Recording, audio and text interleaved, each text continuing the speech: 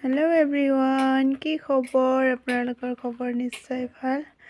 মই ৰাস্তাত গৈ আছোঁ, কিয় জানো গাইছ? সেয়া মোৰ পাৰ্চেল আহিছে। ক'ৰ পৰা? ফ্লিপকাৰ্টৰ পৰা। এইকেইদিন মানে পাৰ্চেল আহি আছে। মানুহবিলাক ভাবিছে চাগে কি যে ইমান অৰ্ডাৰ কৰে বুলি, কিন্তু কম দামৰ গাইছ। দামী অৰ্ডাৰ কৰিব নোৱাৰোঁ। চাব, এতিয়া আনবক্সিং কৰিলোঁ আপোনালোকৰ মাজতে। কেনেকুৱা লাগিছে কমেণ্টত জনাব। কুৰ্তাখন মইতো বহুত হেপ্পী গাইছ, কাৰণ দাম চাই ইমান ভাল আহিব বুলি ভাবা নাছিলোঁ।